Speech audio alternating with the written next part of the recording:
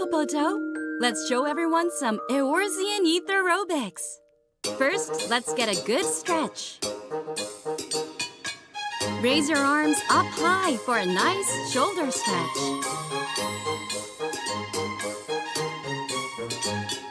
Now spread your arms to open up your chest and back. One more time.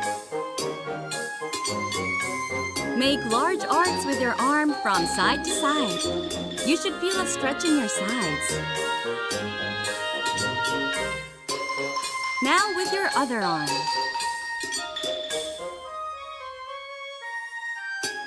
Point towards a faraway destination. Ragnarok, engage. Kneel down, extend your arms and spread your hands like you're showing off a friend's outfit.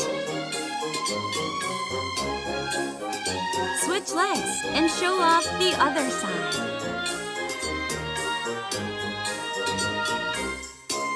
Now it's time for a new high score. Wind up your arm and punch. Give him another one with the other arm. Here comes Shiva. Strike your favorite pose and freeze in place.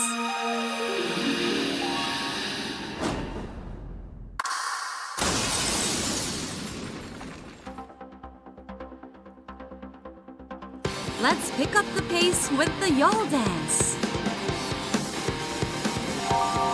Flap your elbows and do little hops from leg to leg.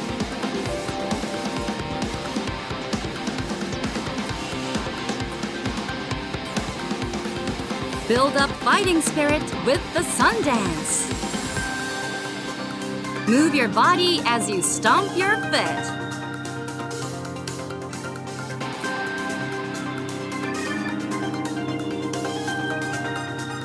Now for some squats. Can you keep up with Popoto? Susano's here. Prevent his blade from striking the party. Plant your legs and push back. One more time. Stand firm and push back. You've done well, but can you keep up with the Mandervilles? Swing your arms as you rock your body back and forth. A full body exercise is the key to staying gentlemanly.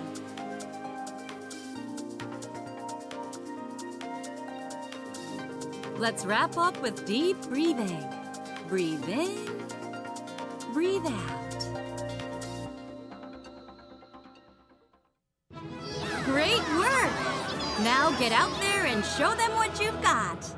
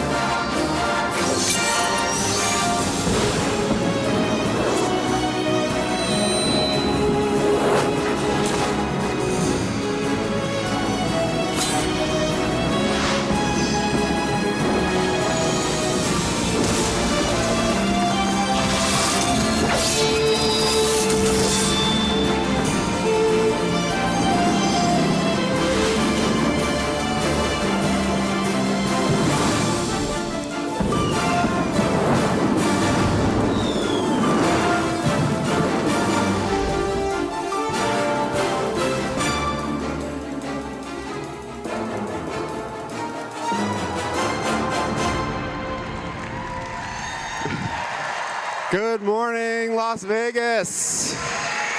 How are we all doing? Good. Energetic. You all slept well. You got enough sleep, right? No, me either. Don't worry. Good. We're all on the same page. Don't worry. We've got about 4 hours, so we'll make it up later. Don't worry. We're warriors of light. It's okay. Well, thank you all so much for coming back today. It's super exciting. We have a lot of fun stuff in store for you. You know, we're going to kick things off shortly with the letter from the producer live, literally live. And again, of course, welcome to our live stream viewers all around the world. Thank you for joining us as well, no matter where you are. Thank you so much. Woo! All right, well, let's kick things off. I know you guys are excited to see what we have in store for patch 6.5. So if you could all help me welcome to the stage producer and director of Final Fantasy XIV, Naoki Yoshida.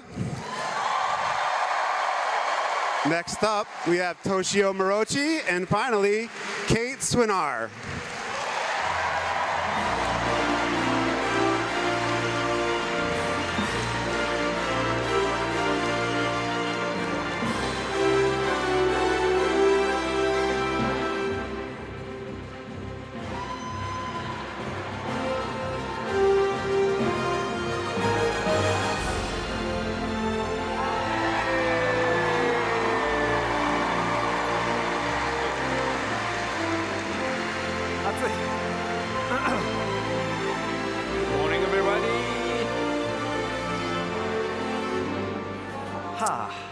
All right, I'll hand the MC job over to Morochi. Good luck. Thanks, Matt. So, good morning, everyone. Morning. So, let's kick off the letter from the producer live number 78? 78. ここからの時間は第78回ファイナルファンタジー14プロデューサーレターライブをお送りしてまいります。So, can you introduce yourself, please, 吉田さん？自己紹介お願いします。ファイナルファンタジー14プロデューサー兼ディレクターの吉田です。My name is Naoki Yoshida, producer and director of Final Fantasy XIV. Thank you. ケイトさん。Hi, I'm Kate Swinar. I'm the English localization lead on Final Fantasy XIV.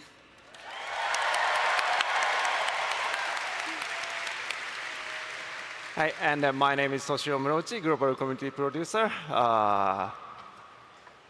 That's it. Yeah. 進行を務めますコミュニティチームモルボルこと室内です。よろしくお願いします。So let me quickly explain how it works. I mean for this program. So 吉田さん will basically speak in Japanese, and then Keito さん will do the 吉田さん's English voice, and then I will do the other MC miscellaneous stuff. But basically, I do not say really important thing anyway. So I mean. I mean, if you notice, I'm mistranslating myself. Just leave it. So that's fine. 進行ですが、吉田さんが日本語で喋ったものをケイトさんが英訳するというスタイルで進めていきます。で、私自身は MC で進行していきますけれども、私から重要な情報は何も出ませんので、なんか翻訳ミスしてないなと思っても、ふーんと思っておいていただければいいので、よろしくお願いします。はい。So, let's begin. Before kicking off, so this is the day 2 of Fun Festival. So how do you like it so far? 2日目ですけど、ファンフェスいかがですか？1日目を終えてめちゃくちゃ楽しかったし、もうこうやってね、ものすごいこう、ね、視線の前で PLL やるのも超久しぶりなんで、すごい楽しみにしてます。Well, of course, the first day was tons of fun. And it's been a really long time since I've had such a large live audience in front of me when doing the PLL, so that's also very exciting.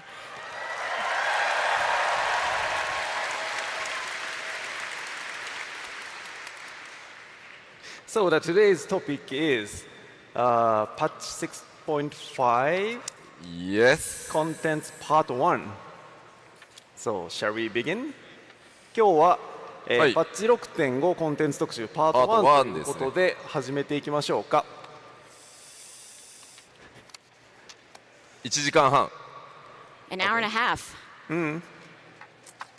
まあまあもし早く終わったらライブ Q&A やろう。If we finish early, we can do a live Q&A, right? Right? Don't say that. No way. さあ早速やっていきましょうか。 All right, let's get started. では、送ってもらってまずはパッチタイトルへ行こうかと思います。 Let's take a look at our patch title. Yeah, new patch. パッチ 6.5 どうぞ。 Go ahead. Growing Light 光明の日本語ねゼロ起点と書いてゼロと読む、まあ、中2ですね。So this patch title is Growing Light. And you'll notice in the Japanese version, there's also a secret zero embedded in there. まあまあね今ねゼロっていうキャラ活躍してますからね、まあそのあたりにちなんだパッチタイトルなのかなと。パッチ 6.4 と結構対になるような形で、はい、パッチタイトル決めてます。So we already actually decided this patch title a while ago, and of course it is Zero themed because Zero is one of our mains right now. まあ北米のね皆さんの中でも新キャラでしたけどゼロすごくね人気のあるキャラになってくれてストーリー考えてる連中もねすごい喜んでました。The people in charge of coming up with the story were really happy to see that the North American fans also really enjoy Zero, so thank you. Thank you. さあ、今回パッチ 6.5 まあ14ね長くプレイされてる方であればご存知の通り、ファンフェス等々を挟んでメインシナリオを進行していくので、パート1とパート2の2つの、メインストーリーに分かれてます。So those of you who've been playing for a long time will have expected this, but as usual, the patch 6.5 main scenario will be divided into two parts. ではその早速、パッチ 6.5、グローイングライトメインストーリーのパート1リリース日は予定こちらになってます。As you can see, the release of part 1 of the Growing Light main scenario will be coming here. Early October. Early October. まあ予定通りにいけば、まあ10月のかなり早いタイミングでお届けできるかなと思ってます。If all goes to plan, we should be able to do early October. Yes. そして続いてパート2は、こちらです。ケイトさんの役を待ってから出してください。And then part 2 will be coming in. Go ahead. はいというわけで1月中旬に、2024年ですね1月中旬に公開予定となっております。 Mid-January 2024. ではここで、まあ、ファンフェスも含めてファイナルファンタジー14、まあ、次の拡張まで進んでいくみたいな形になっているのでそのスケジュールっていうのをちょっと確認していこうかと思います。はい、お願いします。 Well, this FanFest included, we are progressing towards the release of 7.0, so let's take a look at our schedule for the next little bit. Yes, please.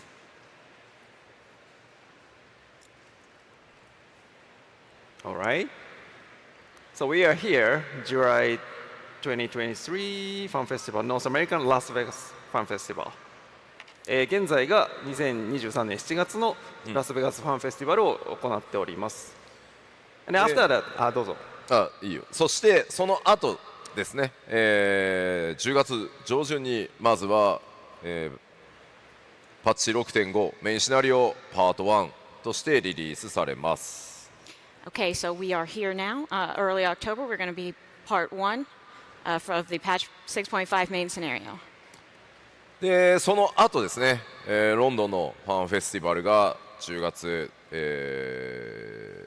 下旬、はい、下旬日付出てないんだっけ？出てます。20なんとか。So we then have the FanFest in London in late October. It's some day that we are trying to remember currently. Yeah, actually we have dates already. I mean October 21st and 22nd. 21日、22日ですね。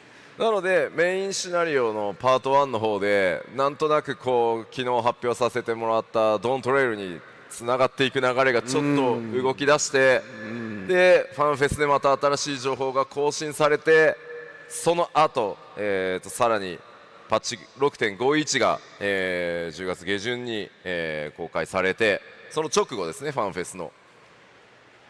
Right. So the main scenario part 1 will be coming, so you will be able to see some little hints, some little beginning of our story that we'll be having in Dawn Trail.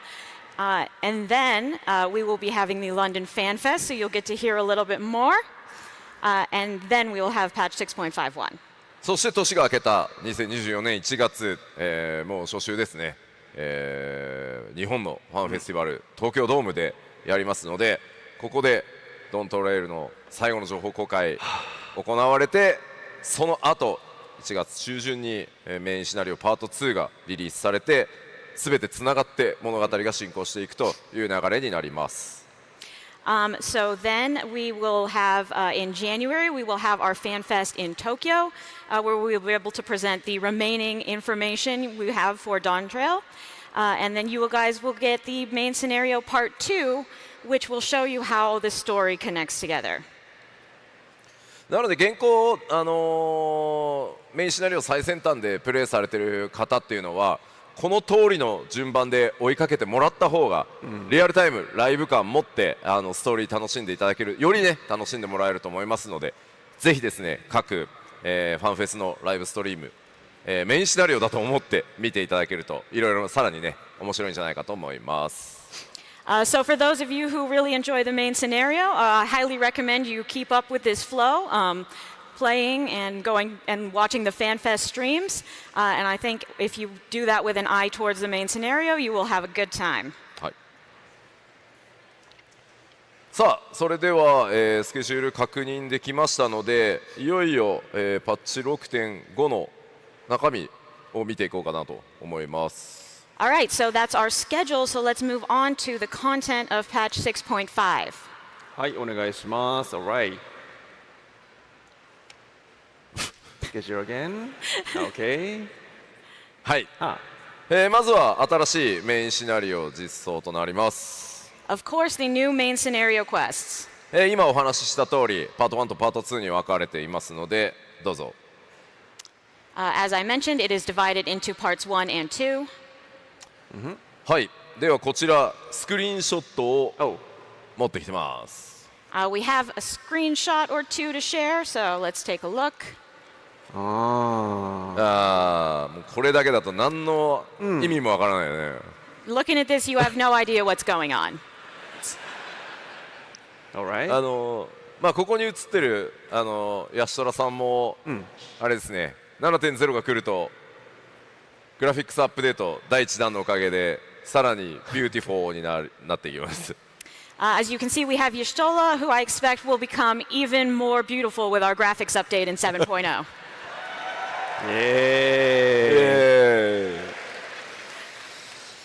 スクリーンショットもう1枚ございます。 Here's one more screenshot.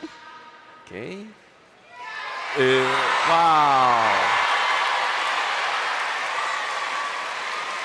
わどうしたんだろう。まあどういう組み合わせだっていうね。Now, what an unusual pairing that is. Interesting. まあね、リーンはもちろん皆さんねご存知の通りだと思うんですが、まあ第一世界でねどう見ても。I mean, obviously you know who Hrim is, and this is clearly the first. で隣にいるの明らかにゼロでしょう。 And next to her, that has to be Zero. そうですね。さあこの2人がまあね出会った時どうなるのかっていうのもそうですし、ゼロはそもそもどうやって第一世界に行くのか等々気になるところだと思いますが、ぜひねいろいろ想像してお待ちいただければと思います。So while you wait, try to think about, I wonder what's going to happen when those two meet, and how did Zero get to the first in the first place? さあさあではさらに進めていきましょうか。 And let's move on to some other content. 続いては友好部族ストーリーなんですが、イエーイ。So next we have our tribal quests. 今回はですね久しぶりに、エクストラストーリーを、実装させていただきます。It's been a while since we last did this, but we will be adding the extra capstone story for the tribes. その分だけちょっと受注条件厳しいので確認してみましょう。 Okay, but you do have to do a lot of things before you can play these, so let's check the conditions. アルカソーダラド族、オミクロン族、レポリット族の有効部族クエストをコンプリートしていることが条件です。You must complete all of the tribal quests for the Arcosodara, the Omicrons, and the Loporets. 皆さん、もう終わってるんじゃないですかね。 That you probably already did. Everyone done all of three? あ、でも半分くらいじゃないか。Maybe about half of you. まあ今からやったら間に合うよね。大丈夫だから。But the rest of you, if you start now, you'll get it done plenty of time. Yeah, you can catch up. やるのどうしようかなと思ってる人たちのためにですね、スクリーンショット持ってきました。Oh. To sort of entice you if you haven't made up your mind, we've got some screenshots. はいどうぞ。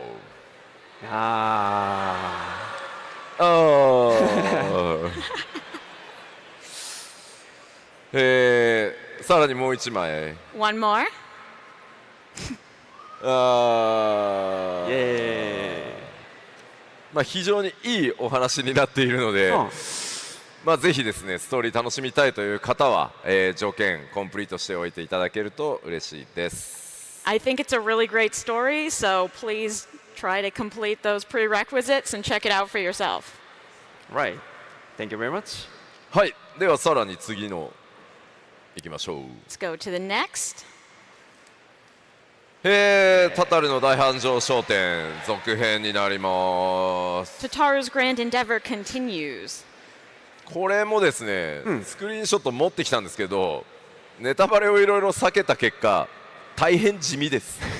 So we also brought screenshots of this, but we also really didn't want to spoil it, so the screenshots are like really kind of a nothing burger. Okay, let's check it. Boys. これ普通にプレイヤー同士のスクリーンショットじゃないの。 This just seems like two players talking to each other, maybe. Yeah. そしてもう一枚ございますが、こちらも大変地味です。There's another one, but it's kind of the same deal. Let's check it. Okay. これ誰かコミュニティチームのキャラなんじゃないのって。It looks like it could be like one of the community team's characters or something.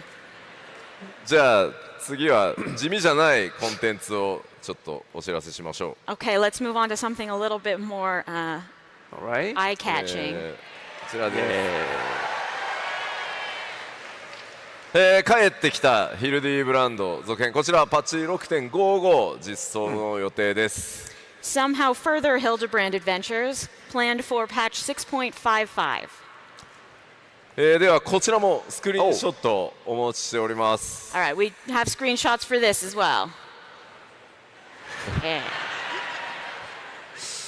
いやでもね、実際このポリゴン数の少ないヒルディブランドなんですけど、おそらくね、本当ね、ブドウから生まれたんじゃないかなって気がする、発想の元が。You know, this low poly Hildebrand, one has to wonder if he was born from grapes.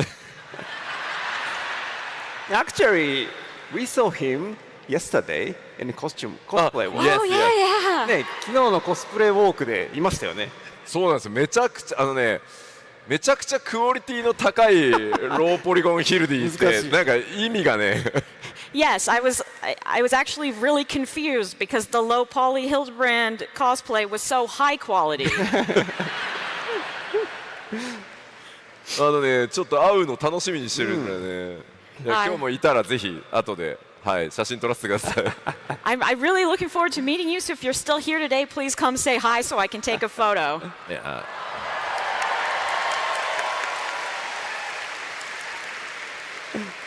ヒルディブランドもう一枚スクリーンショットございます。 We do have one more Hildebrand screenshot.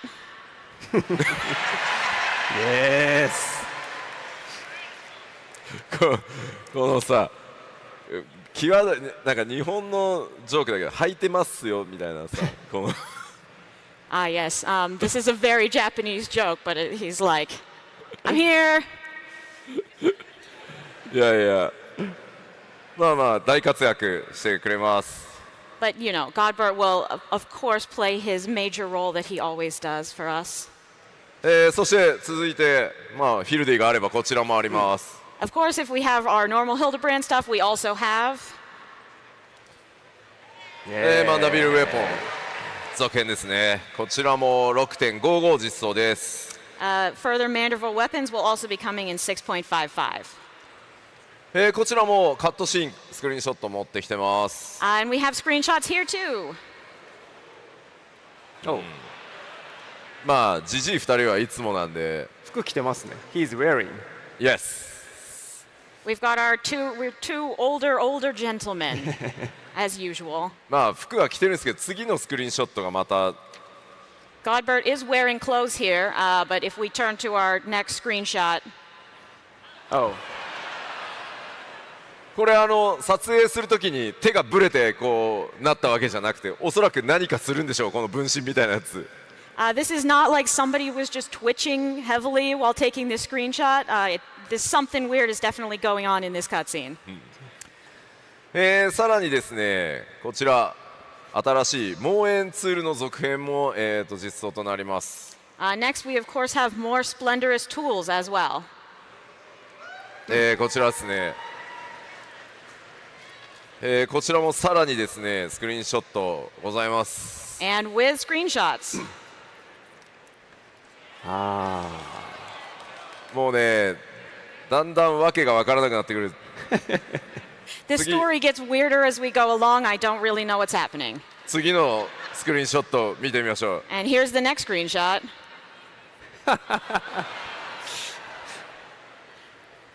もう原初世界と第一世界でね、似たようなことやってるという。Yeah, I feel like something related is happening between the source and the first, but who knows? では、クエスト系こんな感じなので、続いてバトルコンテンツものいきましょうか。So that was our quest stuff. Let's take a look at our battle content now. Yes, please. ニューダンジョン、新しいインスタンスダンジョンですが、こちら名前がございます。どうぞ。Our new instance dungeon is called Luna. 月ですか。月です。 The 月の moon. 地下渓谷って書いてある。It definitely says the moon underground. Yes, that. でもほら、今まあ惑星ハイデリン、アーテリスって複数に分かれてるからさ、どこの月の地下なんだっていう話だよね。I mean, but we do have a lot of shards. So which moon is that? じゃあそのヒントとなりそうなスクリーンショット見てみましょう。I think we can give you a hint with this next screenshot. Okay. What? ヒントですか。ヒントでしょこれ。床のブロックを見たらさ。It is a hint. It is. Look at the blocks down there. かつてね、こんな床のところで戦った記憶があるようなないような。I feel like you might have some memory of fighting in a place with this type of floor before. もう1枚スクリーンショットあります。 And we have one more screenshot as well.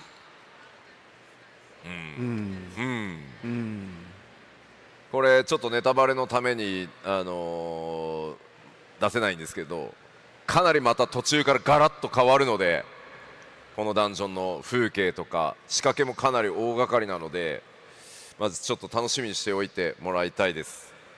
I also want to mention, we can't show you because it's spoilers, but this is another dungeon where the scenery changes drastically partway through, so look forward to that. また結構ね凝った、道中作ってるので、実装公開されたらですね、まあ、最初は駆け抜けてもちろんもらってもいいんですけど、後々ぜひゆっくりねまた見てもらえると、結構細かい演出いろいろやってるので、注目してもらえると嬉しいです。Yeah, the team is really working hard on creating the various facets of this dungeon, and of course when you're playing it you may not notice, but I do recommend going through a little slower to really take everything in after it's released. さあでは次行きましょう。 Next. Oh. 新たな討伐討滅戦。 New trials. こちらは先にスクリーンショットかな。Let's go for the screenshots first here. まあ 6.4 のラストでいましたね。Yes, we saw this at the very end of 6.4. さあじゃあどんな討伐討滅戦か見てみましょう。 So let's see what trial it こ is. ちらで Yes, please. まあ英語だとね場所の名前になっちゃってると思うんで、ゼロムス討滅戦、こちらノーマルとハードございます。So in the English, the place name is included, but you will be facing Zeromus in the Abyssal Fracture. And of course, normal and hard, as usual. さあ14の中で描かれるゼロムスがどんな姿になっているのか、そのあたりにもぜひご注目ください。But yeah, let's see how Zeromus in FF14 turns out. さあさらに、次の項目いきましょう。 All right, moving on. 次なる現討滅戦、 Our next Unreal trial. なんでしょうね。なんでしょう。なん聞いてみる。でしょうね。Yeah, What will what it be? are you expecting for next? 白虎。白虎 Did you say? Ah.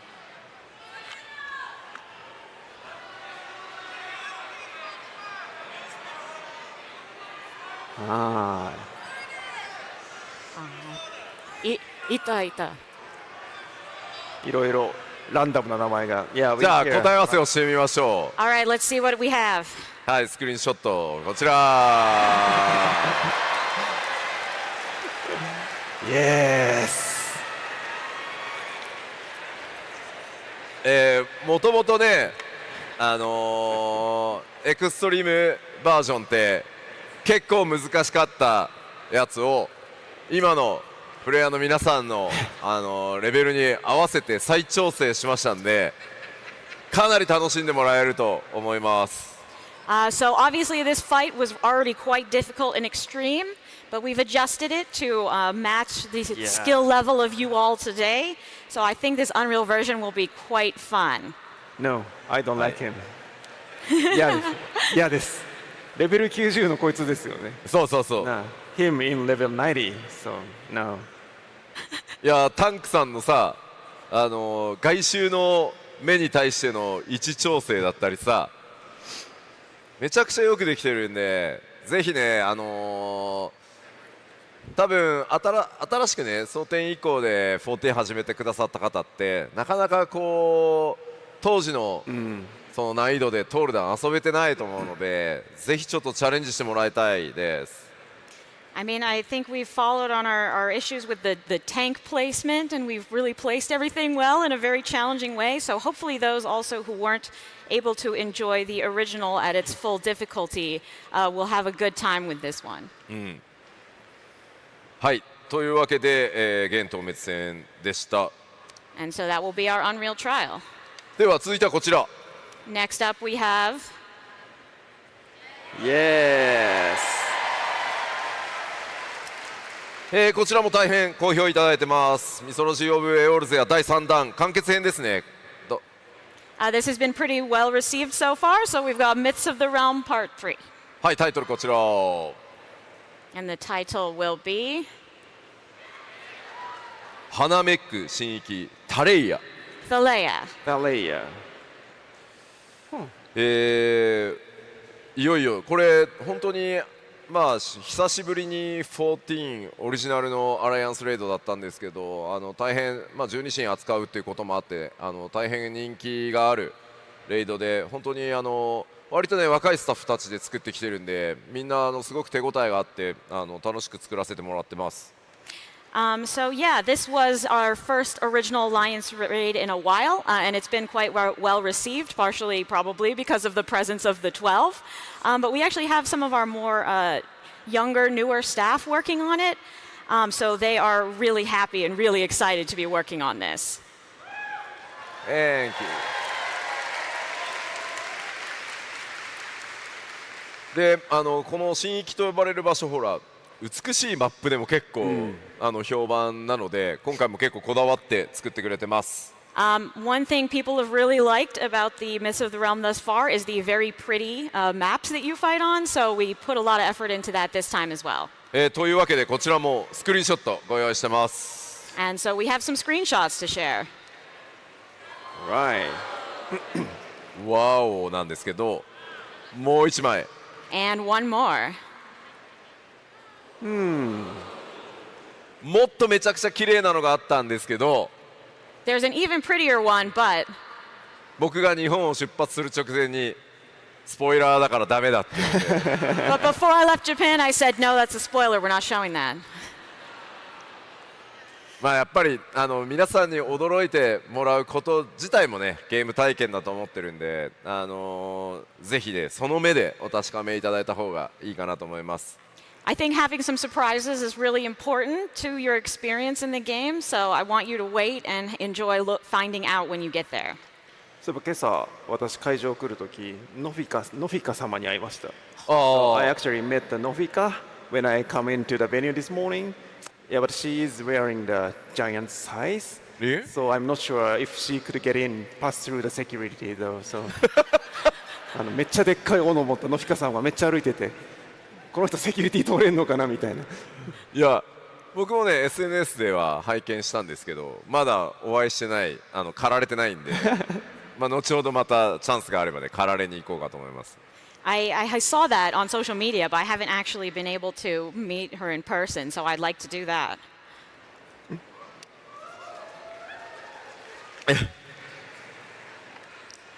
さあ、まあこちらでね6.X シリーズでやってきたアライアンスレイドも完結するので、ぜひストーリーにも注目してもらえると嬉しいです。And this will, of course, be concluding our 6.X series of raids, so I hope you pay close attention to the story as well and enjoy it to its fullest. ちなみに次のプロデューサーレターライブ、そのパッチ 6.5 特集パート2ってどこでやるんだっけって言おうと思ったら思い出したわ。ごめん。Please don't say that. He was asking when we're giving the next PLL and all that, but we're not actually allowed to say. So pretend you didn't hear anything. You can say that, but I mean. あれでも実機使いまするよね。はい。はい。次回のプロデューサーレターライブではね、実機でマップ少しねスポイラーにならない程度にはお見せできると思いますので、そちらまでお待ちください。Okay, I might be able to show a little bit more at the next PLL, but we'll see. はい。では続いてシステム系ですが、こちら。Next are our system updates. コンテンツサポーターの対応となってます。今回、対応されるのはこちら。These are the new duties that we are adding duty support for. Yes. スカラ、ザ・バーン、ギムリとダークの3つを対応するということは、And we will be adding them for all 3 of these dungeons.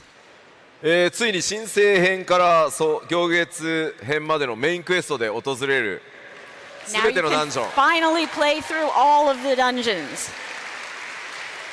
Finally, ファイナリー。 you made it. これ何年かかったんだろう。 How many years was this?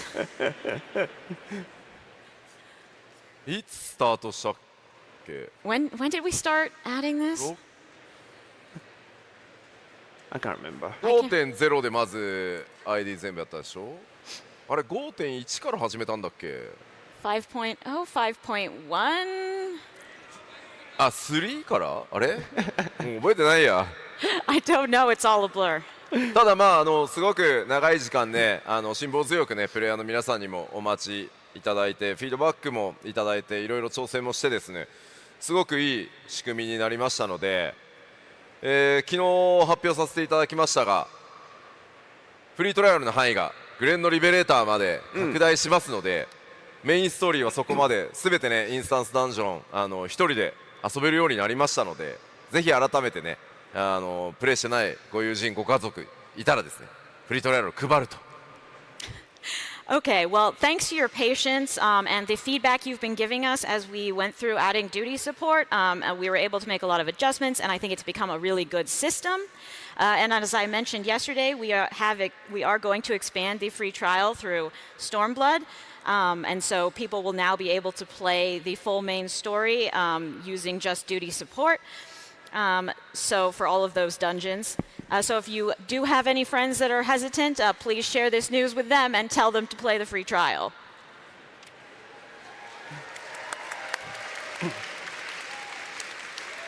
ではこちら、このコンテンツサポーター対応をしたことによって生まれたシチュエーションがあるので、こちらもスクリーンショットで見てみましょう。We have some interesting new situations born of the new duty support, so let's take a look at some screenshots. Okay. イエーイ。Nice. いやー、これはですね、パッチ 4.1 のメインストーリーをこう作ってた時、確か小田さんだったかな、担当、すごいいろいろ話し合ってね、こうアルフィノと、この2人のね友情と冒険っていうのをねしっかり描きたいっていうところで、どうしてもねダンジョンだとこう表現しづらかったので、コンテンツサポーターなかったのでまだ当時、うまくこうやりくりしてたんですけど、ついにねダンジョンの中でこの絵が作れたんで、ちょっとね感慨深いです。So when we were making the main scenario for 4.1, actually, I think I was talking to Oda-san. We talked a lot about how we really wanted these two characters to be able to get together and fight together and be a team. But obviously we didn't have duty support at that time, so it was hard to depict in the dungeon. But now we can, and we have this amazing scene. そう、アレンバルドとねアルフィノの友情っていうところも、ぜひね体験として見られるようになるので、ぜひメインシナリオいろいろ終わったら行ってみてもらえると嬉しいです。And so I think after you finish the main scenario, maybe you can go back and really experience this friendship between Arenvald and Alphino for yourself by playing through this dungeon. はい。では続いて、新コンテンツになりますが、こちら。All right, this is a new addition. はい。早くもバリアントアナザーダンジョン第3弾いきます。The third variant and criterion dungeon. こちら舞台となるのはアロアロ島という島になってます。And the setting for this will be a place called Alo Alo Island. アロアロ。ウォー、ウォーっつったってどんな島だよって話だよね。Everyone goes, whoa, like what kind of island is that? こちらは過去と同じくですね、ノーマル、それから異文例式と、3つの難易度同時実装になります。As usual, we will be implementing 3 levels of difficulty at the same time, normal, criterion, and criterion savage. そして第1弾第2弾であるシラリハ水道とか、六根線未プレイでもプレイ可能です。You do not need to complete the Silden Subterrane or Mount Rokon in order to unlock this dungeon. そして気になる今回の同行者、And I bet you're wondering who your partner NPC will be. マトシャです。Matsuya! マトシャとの旅。強そう。Looks strong. ルックスストロン。Looks. ルックスストロン。Yeah, I wonder how our journey with Matsuya will be. He looks strong. ルックスストロン。さあではそのアロアロとスクリーンショットをちょっと持ってきましたので見てみましょう。But we do have some screenshots of Alo Alo for you.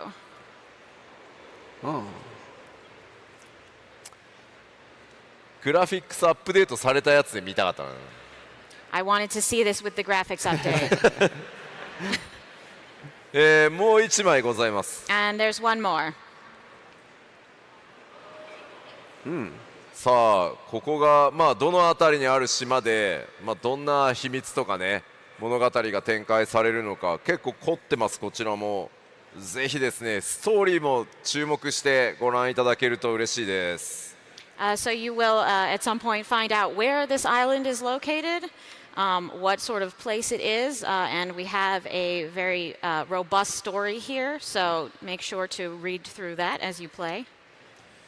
はい、では続いてこちらはいつも通りやりますよということで、ジョブの PVE も PVP も調整を行います。Moving on, this is, of course, what we always do. We've got job adjustments for PVE and PVP.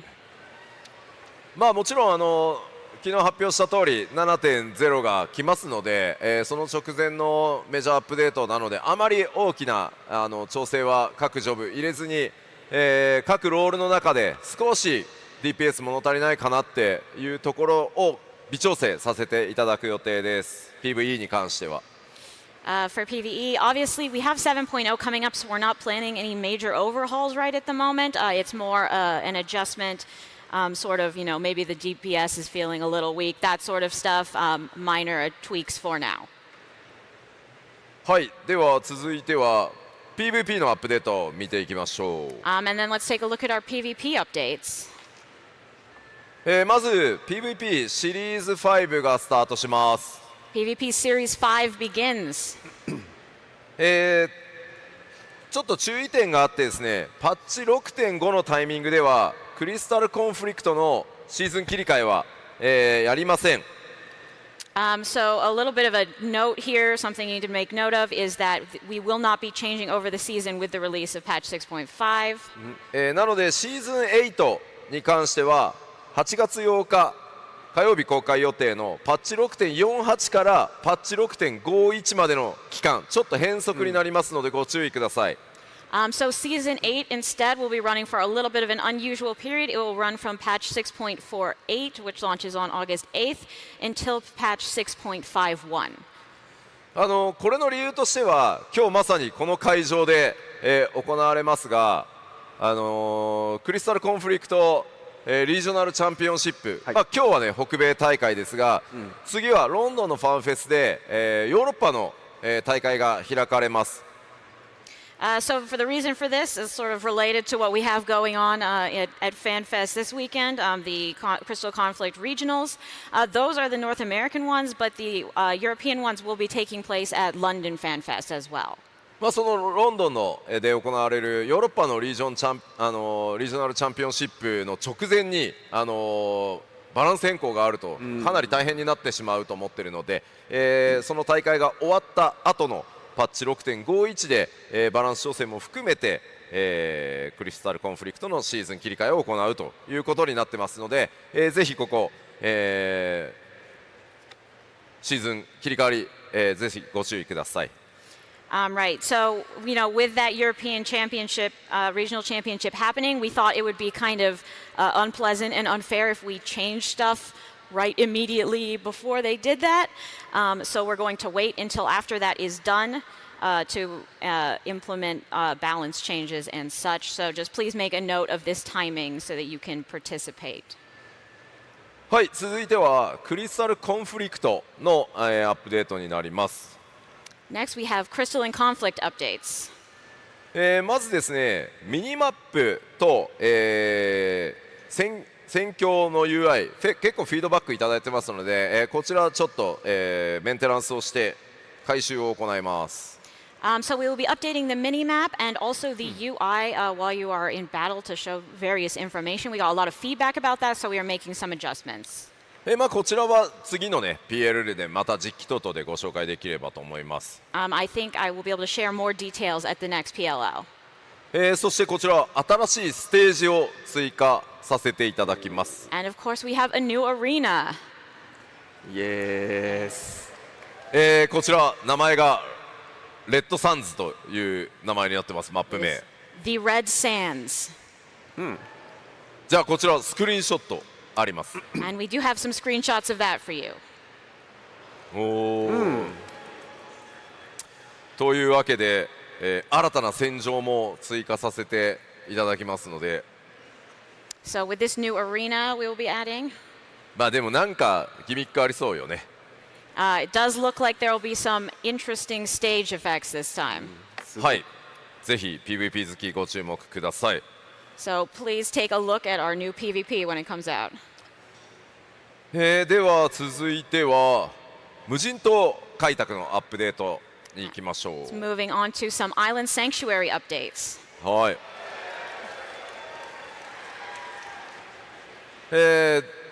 行きましょう。どうぞ。Let's go. 新たな開拓ランク開拓目標、追加し、最終エリアも増えます。Of course, we're adding new sanctuary ranks and visions as well as a new area in the wilds. まあそうなってくると、はい、新たな開拓素材、製作、作物、動物、倒産品、建築物と、もろもろアップデートさせていただきます。We have also a bunch of additions, new materials, craftable items, crops, animals, ironworks, handicrafts, and structures for you. じゃあ、で大丈夫です。なんか聞こえたな今。I definitely.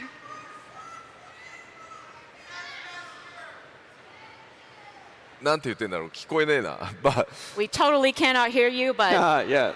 後で聞きに行くよ。Yeah, let's please, move please forward. come and tell us about it later.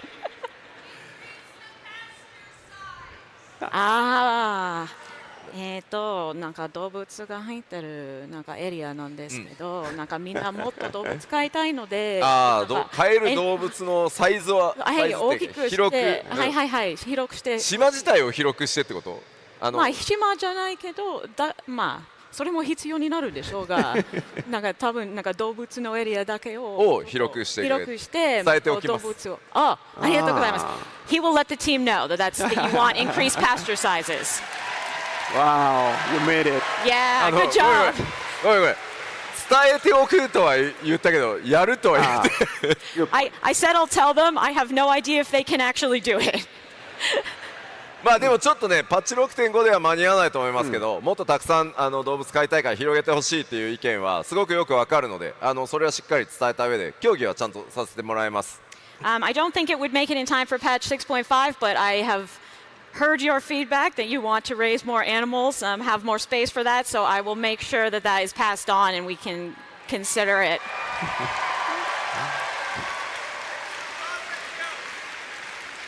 では新しい建物の、スクリーンショット持ってきてます。We did bring a picture of the new structure for you. なんかね、新域にありそうだね。It seems like very classical. そして皆さんがまさに今言っていた、新たな動物のスクリーンショットもございます。Of course, as you are apparently all very into, we also have a screenshot of a new animal you can capture. New animal. New animal. アニマル？ Is 動物 that と an おっしゃった。 animal? Is it? 植物なんじゃないの？どっちかって言ったら。Isn't that a plant? And 植物。ボルボルさんどっちなんですか？ What is a moorball anyway? Yeah, let's say animal. 動物。Nightmare. Someone Nightmares. shouted nightmare. That is correct. Yes. まあまあもうなんかわかんないですよね。14チームってなんでこういうさ明らかに動物じゃないものを動物だって言い張るんだろうね。Why is our team like this? Why do we put this up there and be like new animal? まあというわけで新たな動物も実装されます。But in any case, there are new animals, so yes. ではさらに、無人島開拓のアップデートもう少しありますので、We do have a few more island sanctuary updates, though. はい。まず猫耳さんのお願いということで、こちら増えます。So we'll have this new thing, felicitous favors. いいですよ、進めてください。Go ahead and show our text here. まずパッチ 6.5 の開拓、アップデートされた分の開拓が終わると、猫耳さんからお願いがスタートします。So when you complete your progression for Island Sanctuary in patch 6.5, you will unlock a series of requests from the felicitous feline. で、そのお題はですね、プレイヤーごとに異なる、倒産品を出荷してくださいという依頼が始まります。And those will be individualized requests for different handicrafts. で、そのお題をね、こうクリア達成していくと専用のトークンがもらえて、報酬と交換できるという仕組みが入りますので、ぜひね続けて開拓をいろいろ制作とかね倒産品作るとか、進めてもらえるといいかなと思います。So if you produce and ship those specified handicrafts, you can get some special tokens that are tradable for rewards. So give it a shot and go through production here. さあでは昨日発表させていただいたゴールドソーサーアップデート、And of course, we have our gold saucer update that we discussed yesterday. Yes. 昨日発表させていただいた通りパッチ 6.5X まだ途中ですが、調整中ですがフォールガイズとのコラボレーションということでファイナルファンタジー14のゴールドソーサーにフォールガイズが実装されます。So as we mentioned yesterday, this is still under development, but at some point in patch 6.5x, we will be having a Fall Guys collaboration implemented in the Gold Saucer. ちなみに、会場にいる光の戦士の皆さんの中で実は結構フォールガイズ遊んでるんだよねって人So you Warriors of Light, I feel like there's actually a pretty decent number of you who play Fall Guys. あ、結構、 yeah. やっぱり結構いますね。 Yeah, that's a good amount.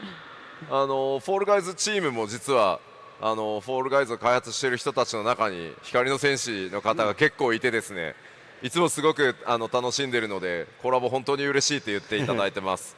So actually on the Fall Guys team as well, they have quite a few Warriors of Light. So they're having a lot of fun making this and looking forward to what it's going to look like when ours comes out. なのでお互いねこうフォールガイズを遊びに行き逆にフォールガイズを普段遊んでる方にね14をプレイしてもらうみたいなうまくねきっかけになればなと思ってます。I'm really hoping this will be a good chance for some people to take an interest in Fall Guys and some Fall Guys players to come over and try 14. はい、昨日は基調講演フォールガイズ側の14の、動画ありましたが我々の方ももうちょっと開発が進んだら動いているところをお見せできると思いますのでもう少々お待ちください。We did show a video of the collaboration stuff on the Fall Guys side yesterday, but we don't have a video of our Gold Saucer stuff yet. I'm hoping we can share that with you soon. はい、ではその他のアップデートいきましょう。Now moving on to just miscellaneous updates. 新たなお得意様取引が実装されます。 New custom deliveries are coming. その人はスクリーンショットでお持ちしております。We have a screenshot of who we will be working with. おっと見ただけでは誰か思い出せないのでは。Do you remember who this is? わからないでしょ多分。わかる人います？すごいわかる人いる。Do you know who remembers who she is? お、ちらほら上がるな。 ちょっと待って、名前聞いてみようかな。Oh, I'm gonna let me ask this person's name. さっきの Yes, yes.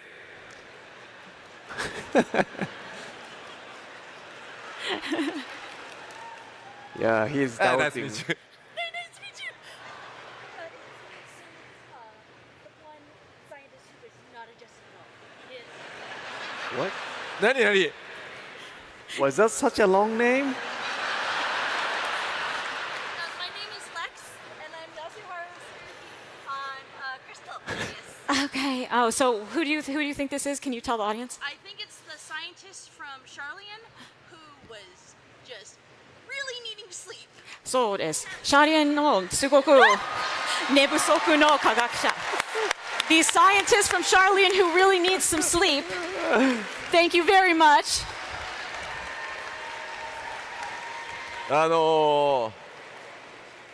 ャーレアンの地下でですね正直言うとワーカホリックのように全く寝ないで働いているキャラクターがおります。 Yes, so this is a character in Charlian who is really kind of a workaholic and doesn't seem to sleep. 答え合わせを見てみましょう。 So let us look at the name here. マーグラットさん Margaret. で、そのままでこのマーグラットさんなんですけど、なんでこの人になったんだろうというと、You might wonder why we've chosen Margaret. かなりピーキーなキャラなんですよ仕事に対しての。She's very sort of extreme work-wise. で実はかなり細かい設定が作り込まれているキャラで開発チーム僕を筆頭に結構こう寝るより仕事の方が好きみたいなやつもいるんで、ちょっとこのマーグラットさん扱うとなかなか面白いんじゃないかということで、開発チームの強い推しがあったので、マーグラットでいこうと思います。This was actually due to the dev team's personal preference, because there's actually sort of a very deep internal setting behind this character that she's a workaholic and never sleeps, which is quite similar to many of us. So the devs thought, like, perhaps I can express some really interesting things through her. そしてですね、非常に細かくキャラクター見ててくださってありがとうございます。Thank you to those of you who noticed her before. 改めて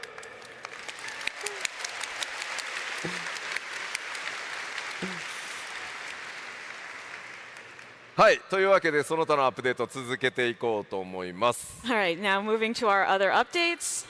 収集品の連続生成機能という生鮮機能というのを、実装させていただきます。Yes, we'll be adding consecutive ethereal reduction for collectibles. こちらは結構便利になるんじゃないかと思います。 I think this will make things a lot easier. そして次項目こちら、魚類図鑑で新たに釣った魚にちゃんとマークがつくようになります。 For your fish guide, you will now get indicators for your newly logged fish. さらに、その他のアップデート2ですが、はい。わお。今日一かもしれない。Biggest uploads we got today. なんかまあオプションアイテムようやく愛蔵品キャビネットに入れられるようになるので、だいぶまたこうギュッとね荷物減るんじゃないかと思うんですけど。Now that you can put these optional items in your armor, I think that'll reduce the amount of junk you have to carry around quite a bit. まあ昨日も 7.0 ね、いろいろお話しさせていただいたんですけど、一番の完成は染色が複数できるようになるだったんじゃないかなと。Yeah, I noticed that yesterday I announced a whole bunch of stuff at the keynote, but the thing people cared about the most was the 2 dyes.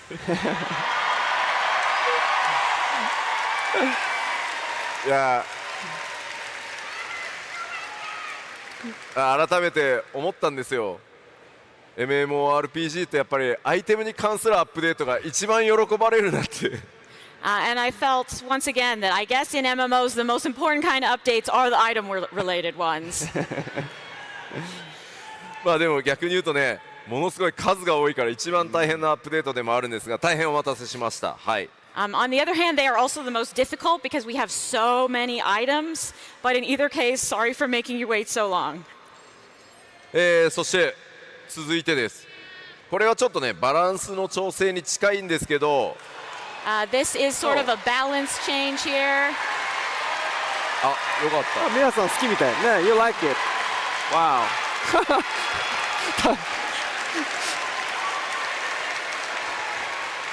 Thank you, thank you, thank you.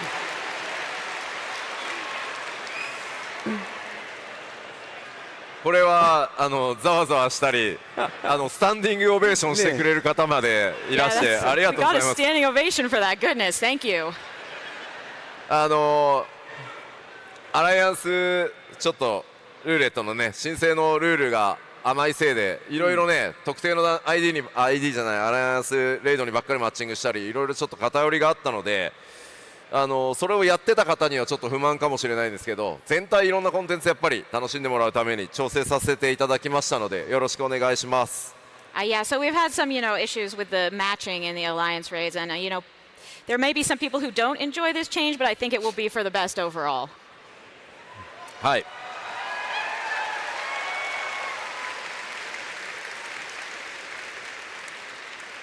いやでも皆さんにちょっとご理解いただいてMMO の開発者としては大変嬉しいです。ありがとうございます。I'm really happy. I feel so understood as a developer that so many people are excited for this.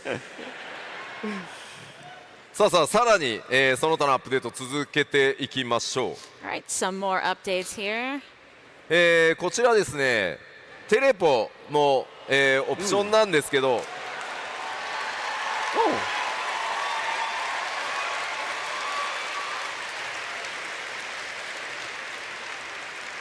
こちらはですねテレポのウィンドウがこれに変わるってわけじゃないんですが、オプションで切り替えることができるようになります。今エリアごとにこう、テレポのタグって分かれてるんですけど、それをもう自分の頭の中で拡張のごとのイメージの方が強いんで、もう拡張ごとに並べたいというリクエスト結構ありましたんで、オプションで切り替えられるように、させていただきました。So this new option will not replace your current teleport window. You can choose between how you want to sort. So you have the current system where it's sorted by area, but we had a lot of requests that people are sort of mentally sorting it by expansion. So now you will be able to sort it that way if you so choose. でも僕これ UI チェックした時に思ったんですけど、さあ When I checked the UI, 拡張がね Yeah. 増えたらさ、ゾ when ーントレイルで1個増えるじゃん。 Yes. so when the expansions increase, like it's going to go up by 1 with Dawn Trail. そこからさらにあと3拡張ぐらいでこの UI また作り直しになるじゃん。We've only got about 3 expansions left before we have to remake this Yeah. completely. We see no more space. Yeah. スペース足りないですね。足りない足りない。あと色足りるのかなみたいな。そう Do we have enough color variation? Yes, カラーバリエーション。そうそう。いやなんで結構刹那的な UI だなって。It's like, oh, that's a kind of dangerous UI. というわけでこちらリクエストいただきましたので、こういったこれでオプションで切り替えられるようになるので、ぜひお好みの方を使っていただければと思います。But yeah, since this was a requested feature, we are happy to allow you to choose the way you want it to be appearing in the future. そしてもう1個ございます。こちら、6.X のマウント、透滅線マウント全種コンプリート報酬追加させていただきます。We will be adding the reward for getting all the trial mounts in 6.x. スクリーンショットをお待ちしております。 And of course, we have a screenshot. Wow.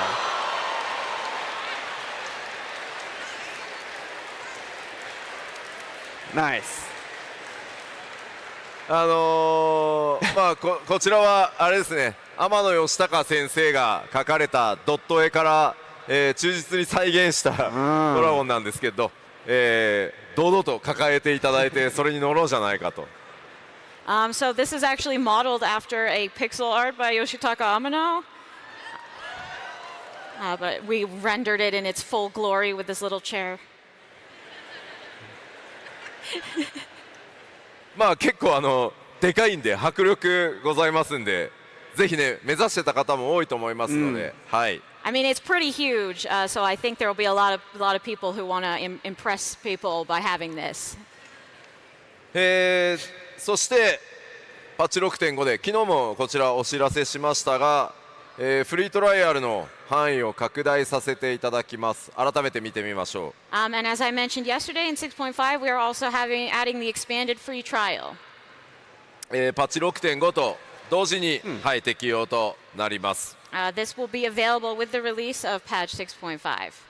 ここのスクリーンショット実はねめちゃくちゃ懐かしくてThese screenshots really take me back.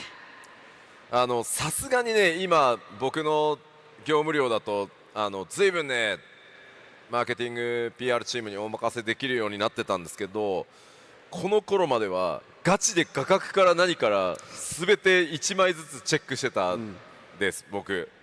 Oh, these days I kind of have too much work for this, so I mostly leave it to our marketing PR teams. But back in the day, I was checking every single screenshot. だからKugane、だからこれ当時の PR 素材なんですよ。The Kugane one is part of the PR stuff we released at that time. だから当時の基調講演とか見ると多分出てくる。If you go back and look at the keynote, you'll probably see it. まあついにフリートライアルもグレンまで来ましたので、またね別にグレンで終わるわけじゃなくて、また機会があれば範囲はまたね引き続き拡大していこうと思いますので、ぜひね大いに楽しんでさらにねその先の冒険というところで、製品に移行していただければいいので、これを機会にぜひ始めていただけたらなと思ってます。So we are expanding to include Stormblood right now. There's still a possibility we will expand the trial feature further in the future. But in any case, this is quite an expanded amount of stuff to enjoy. So I hope people will check it out. はい、まだちょっといくつかアップデートがパッチ 6.5、6.5X シリーズにはあるんですけど、ちょっとまだまだ情報公開できないものも隠れているので、今日のところはパート1としてはここまでにさせてもらおうかと思います。Of course, there's still plenty of things about 6.5x to share, but this is about all I can tell you for today, as we have many things still in progress. So for now, we will leave it here. パート2では今日ご紹介した内容を実機で、いくつかご紹介しつつ、もうちょっとさらにね細かい機能のアップデートも含めていろいろお話できたらなと思ってますので、次回もぜひご注目ください。In our part 2 presentation, I think I'll be able to share more details of some of the stuff we presented today, as well as some other finer points of our updates and more stuff coming. So please take a look when we come out with that info. では改めて最初に見たスケジュールもう一回確認しておきましょう。So let's just take a quick look back at that schedule we presented at the beginning, so you know. 発表した内容を下に付け加えてます。コンテンツを確認してください。So we've added down at the bottom, we've added what new things will be introduced per patch. パッチ 6.5 本体がリリースされるとメインクエストパート1と大きなところで言えばミソロジー・オブ・エオールゼアの第3弾スタート。So patch 6.5 will bring the main scenario part 1 and Myths of the Realm number 3. ロンドンのファンフェスがあって、その後、10月下旬にパッチ 6.51 がリリースされて、こちらでバリアントダンジョン第3弾が、実装されます。So then we will have our London Fan Fest, and then after that, in late October, will come patch 6.51 with the new variant and criterion dungeons. そして年が、明けた直後、2024年1月上旬に、日本でのファンフェスがあって、その後1月中旬にパッチ 6.55 があり、メインクエストパート2や各種サブクエスト、いろんな遊びここでも実装される予定です。So of course at the very beginning of the year we will have our Japan Fan Fest, and this will be followed by patch 6.55 in mid-January with part 2 of the main scenario and our new side quests. はい、ではアップデートの内容としては、ここまでかな。I think that's all the updates we have for now. Alright, thank you very much. ありがとうございました。Thank you. Thank you. So before closing the letter from the producer live, we have some announcements to show you. So let's check it. PLL 終わる前にいくつかお知らせ事項がありますので、そちらも皆さんと確認していきたいと思います。So the first one is this one. Yes, we have new Fun Festival commemorative items. And then the first one is the mount Garland GL1S. ファンフェス記念インゲームアイテムを、販売中でございます。一つ目はマウントで、ガーロンド GL1S というものになっております。こちらすでに販売中ですが、ビデオがありますので見てみましょうかね。We have a video for this, so let's check it out. どうぞ。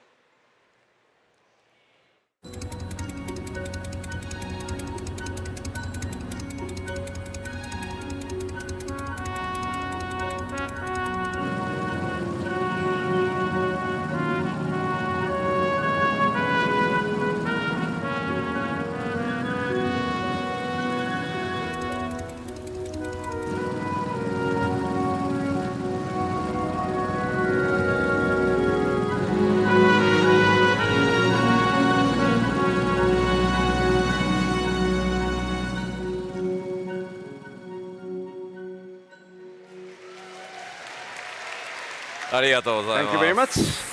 So who already purchased this? あれ I see. Alright, thank you very much.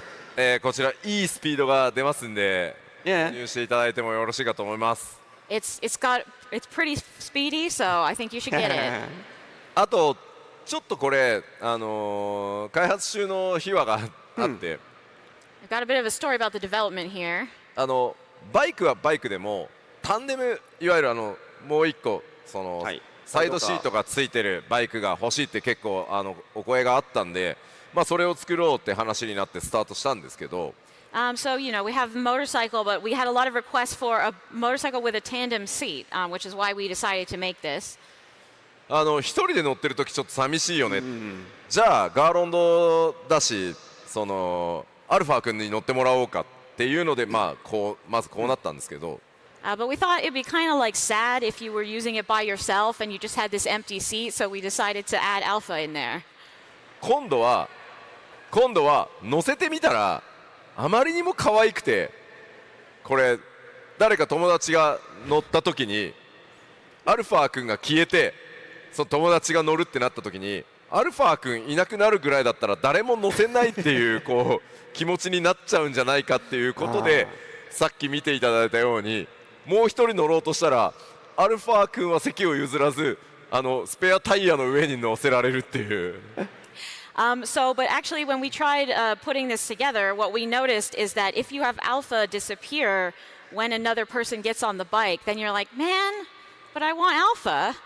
And then you don't want to invite anyone else to ride with you because then Alpha goes the way. And that was terrible. So now we've ended up with this situation, as you see, where it's a two-seater, but the other person is just going to have to ride on the spare tire in the back.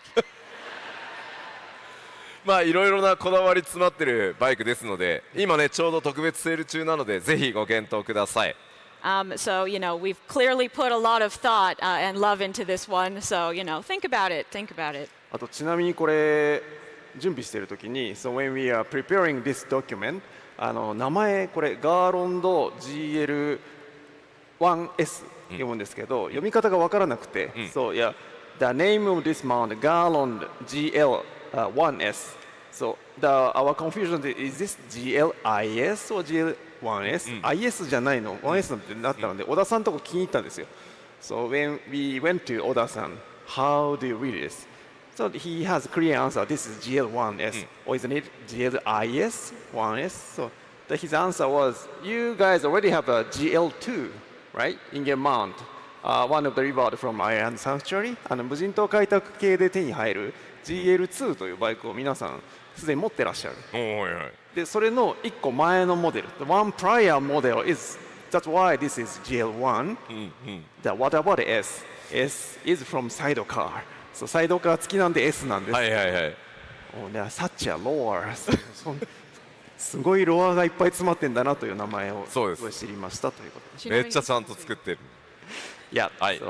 So yeah, please make a purchase. It's already available on online store. Okay, so let's move to the next one. Is this one? こちらです。Yes, Immort, Advent of Light. 竹木光の降臨エモートです。こちらもまず動画があるので見てみましょう。はい、We also have a video for this one, so let's check it out.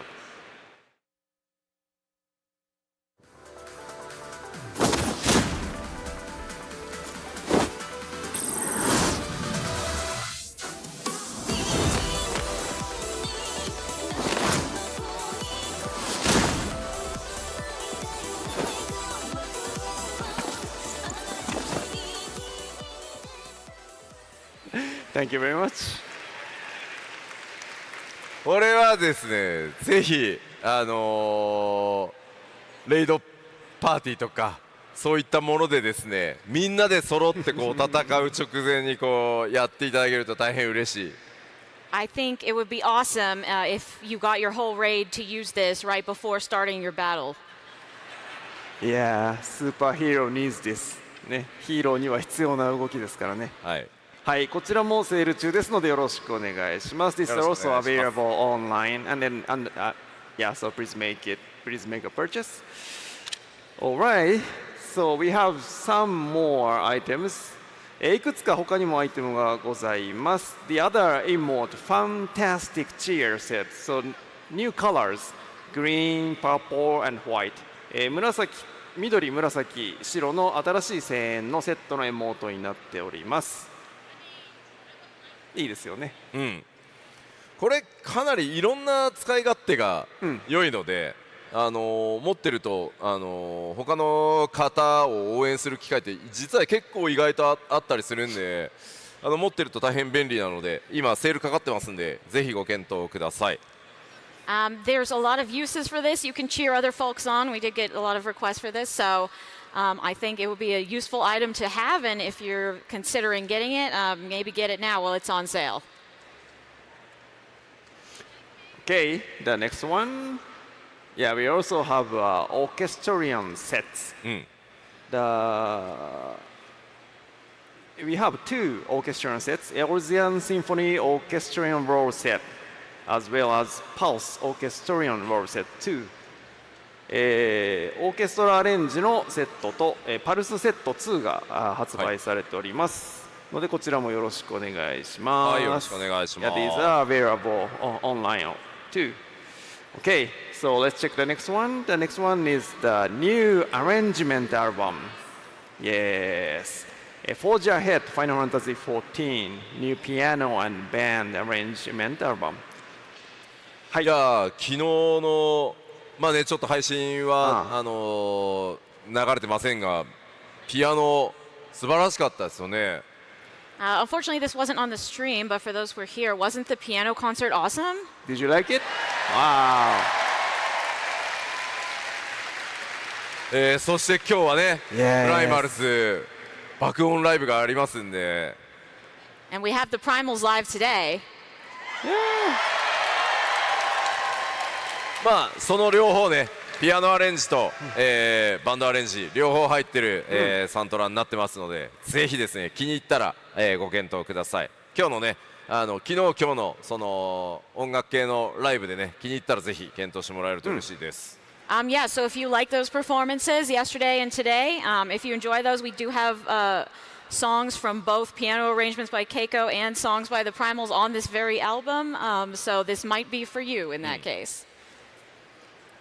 Okay, so the next item here. Oh. Wow. So this is, we are taking pre-orders for FF14 themed high-end turntable. 14デザインのハイエンドターンテーブルの予約を受け付けております。相当素見こだわってたんで、Soken, of course, was very particular about this. そうなんかベースのモデルもめっちゃやっぱハイエンドらしいので、なんかプロが使ってもらうぐらいのものにしたいから、あんまり妥協した中途半端なものは出したくないっていう話で、非常に高性能なゆえお高くなっております。So Soken really didn't want to put out something that was sort of cheap. So the base model is actually quite high end, like the kind of thing pros would use, and it is priced accordingly. And then for the attendees at the Las Vegas Fan Festival, we have an actual model at the Razahan area, displayed at the Razahan area. So if you are interested, I mean, please check it. I mean, one is there. Yeah. 会場限定ではあるんですけども、この実物サンプルが、会場のラザハンエリアに置いてありますので、もし興味のある方はですね、ぜひ見ていっていただければと思います。はい。Alright, so let's move to the next one. Yep, Final Fantasy 14 High Precision Art Pre-orders are now open for North America ということで、Final Fantasy 14複製原画シリーズ、こちら日本ではすでに販売されているんですが、北米でも予約受付開始となりました。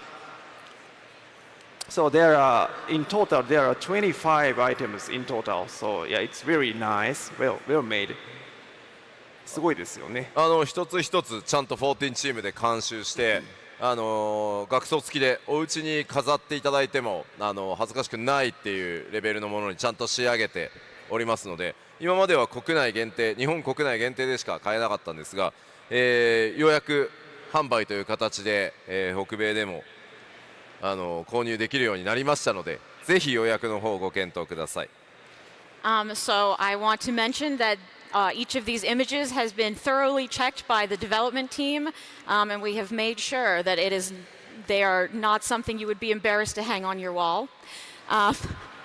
So definitely take a look at them because they were only originally available in Japan before, but now they are also available to you by pre-order, so you can go and take a look. Yeah, these are also displayed at the Razahan area, so if you take a look, and please consider your purchase. こちらもラザハンエリアに展示しておりますので、ぜひともご検討ください。Alright, so the final one, next one, please. Yes. Yeah, this is, as you know, this is the 10th anniversary year for Final Fantasy 14, and we already had lots of things, but we are going to have more, so please look forward to it.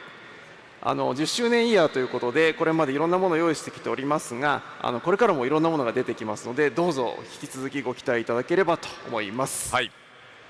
よろしくお願いします。コミュニティの皆さん参加型っていうものも、企画始まったりしていきますので、ぜひぜひこちらのサイトにアクセスしてですね、どんどん随時更新されてますのでご確認いただけると嬉しいです。Yeah, we will be continually updating this, and we do have a lot of things that involve the community as well going on here, so please check it out. Alright, so this is a wrap of letter from the producer live number 78. So, 吉田さん、can you make a final comment to everyone? これ以上で、第78回 PLL は、大体こんな感じかなというところですので、吉田さんから最後に一言いただきたいと思います。はい、プロデュースされたライブっていうことで、配信ご覧いただいている方も多いんじゃないかなと思うんですが、今10周年記念サイトで、ありましたように、新生レルムリボーンリリースからちょうどもうすぐで10年になります。まずは本当にありがとうございます。So this is a PLL, so I think a lot of people are probably watching the stream as well, so this goes out to everybody. But the fact that we're making a 10th anniversary site clearly means that it's been 10 years since A Realm Reborn. And all I can really say is thank you so much.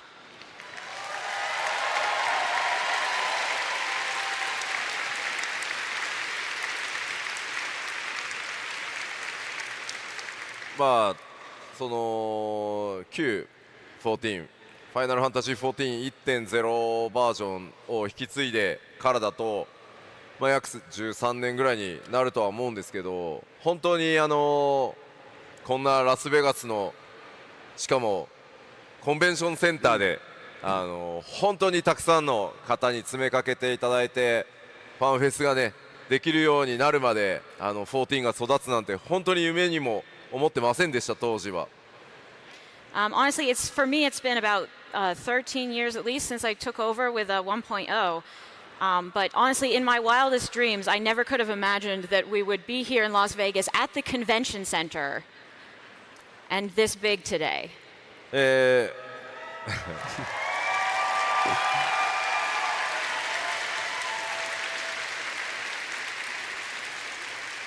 それもやっぱり本当に開発チーム運営チーム頑張ってきたっていうのももちろんそれは全力でやってきたんですけど、やっぱりプレイヤーの皆さん、光の戦士の皆さんあっての14ですし、皆さんのご声援とプレイがあってこそここまで来れたので、この先もさらに、10年と言わずね、20年30年40年目指して、頑張っていこうと思いますのでよろしくお願いします。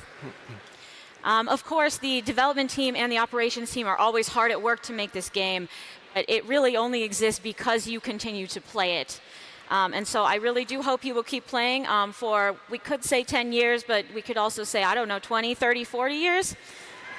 Wow.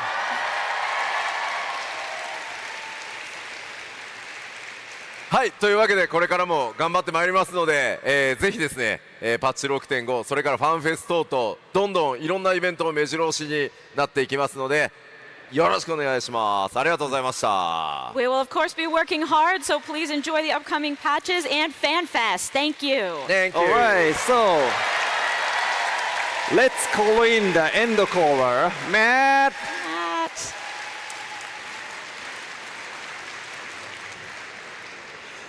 I like that end caller. That's what I'll put on my business cards now.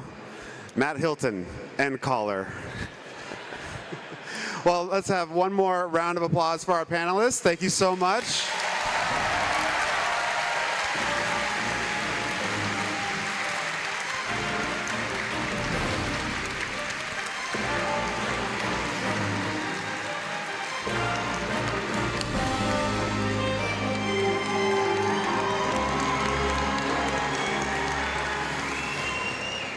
And we will be back here at 1 p.m. for the Crystalline Conflict Regional Championship 2023 North America. It's going to be some exciting matches. You don't want to miss it. Make sure you're here. It's going to be really hype. So we'll see you at 1 p.m. everybody. Take care.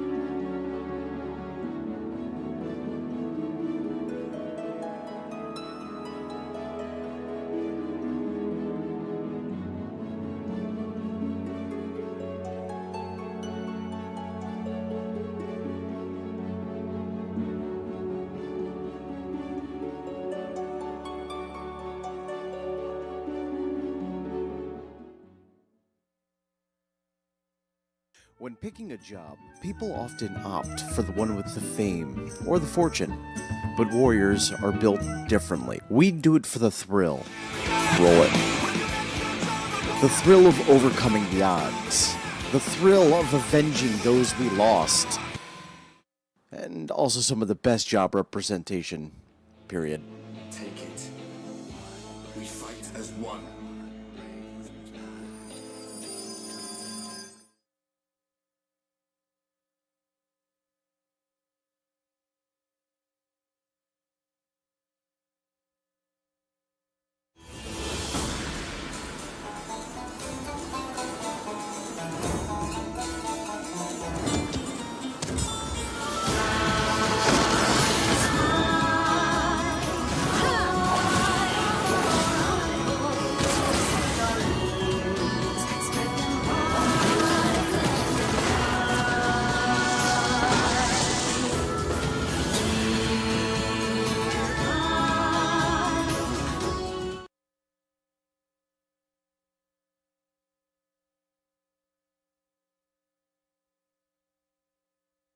Do you like healing? Healing! Interested about the elementals? Don't invoke their wrath! Or protecting the woods itself? For the 12th one! Then you should become a conjurer. Yippee! Head on over